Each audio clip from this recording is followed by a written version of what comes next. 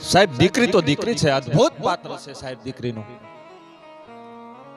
દીકરીના લગ્ન લીધા હોય એ ચોરીની માઇલપા દીકરી છે, લાજ અને મર્યાદાનો ઘૂંઘટ તાણી અને દીકરી બેઠી હોય છે. ઝવેરચંદ મેઘાણીને કોઈ કે પૂછ્યું કે મેઘાણીજી, દીકરી ચોરીની માઇલપા બેઠી હોય તો બે હાથની મુઠ્ઠીઓ શું કામ વાળીને બેઠી હોય છે? તેથી આ રાષ્ટ્રીય શાયર ઝવેરચંદ મેઘાણી, જેને રાષ્ટ્રીય શાયરનું બિરુદ મળ્યું, એવો ચોટીલાનો વાણિયો આ ઝવેરચંદ મેઘાણી જવાબ આપે છે. સાંભળી લે ભાઈ, દીકરી છે ચોરીની માઇલપા બેઠી હોય, ઈ બે હાથની મુઠ્ઠીઓ એટલા માટે થઈને વાળીને બેઠી છે કે દીકરી દુનિયાને સંદેશો આપે છે કે એક હાથની માઇલપા મારા બાપની આબરૂ છે અને એક હાથની માઇલપા મારા હાહર પક્ષની આબરૂ છે. બે આબરૂને મુઠ્ઠીમાં હાચવીને બેઠી છું.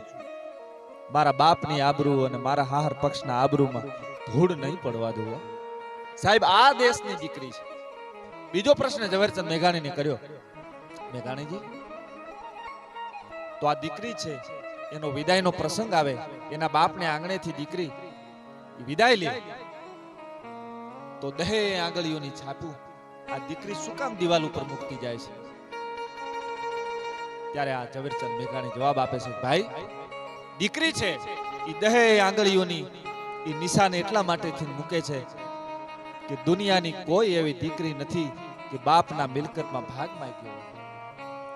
દીકરાએ ભાગ માંગ્યો હોય, પણ દુનિયાની કોઈ એવી દીકરી નથી કે બાપના મિલકતમાં ભાગ માંગ્યો હોય. છેલ્લે દીકરી એના બાપને આંગણે 10 આંગળીઓ દિવાલની માથે છાપું મૂકતી જાય છે, બાપ, કાલ મારો ભાઈ મોટો થાય, મારા બાપની મિલકતમાં ભાગ પડે,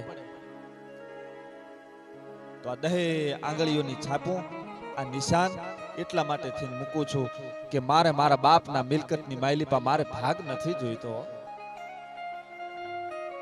આવી દીકરી હોય સાહેબ. દીકરી તો દીકરી છે, અદ્ભુત પાત્ર છે.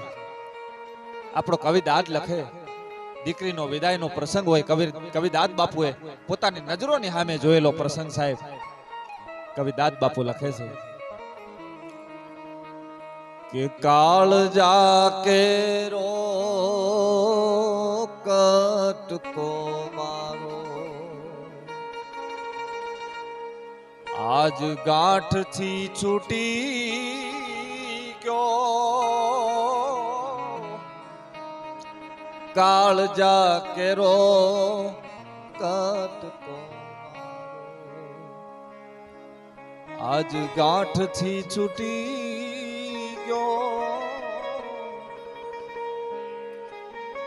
પણ મમતા રૂવે જેમ વેલુમાં વીરડો ખૂટી ગયો. કાળજા કેરો કટકો મારો.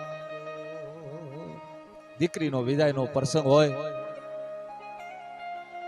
દીકરીના બાપના કાળજાની માથે ઘણના ઘા લાગતા હોય એવું થતું હોય. આખું ગામ દીકરીને વળાવીને પાછો આવી જાય, પણ દીકરીનો બાપ પાદરની માલિપા ટગર ટગર ટગર ટગર જોતો હોય. એ દીકરીનો બાપ છે, દીકરીને એમ કે બેટા, તને આ ગામના વડલા યાદ નહીં આવે? બેટા, તારી બેનપણીઓની આરે ફેર ફોદરડીની રમતું રમતી હતી, તારી બેનપણીઓ યાદ નહીં આવે? છેલ્લે દાદ બાપુ બહુ સારી વાત કરે છે કે ડુંગરા જેવડો ઉંબરો મારો, બેટા તે કેમ રે ઓળાંગ્યો. ડુંગરા જેવડો ઉંબરો મારો, બેટા તે કેમ રે ઓળાંગ્યો. અડતો નહીં જેનો પગ ધરતી પર. છેલ્લે દાદ બાપુ લખે છે, અડતો નહીં જેનો પગ ધરતી પર. દાદ કે જોતો રહ્યો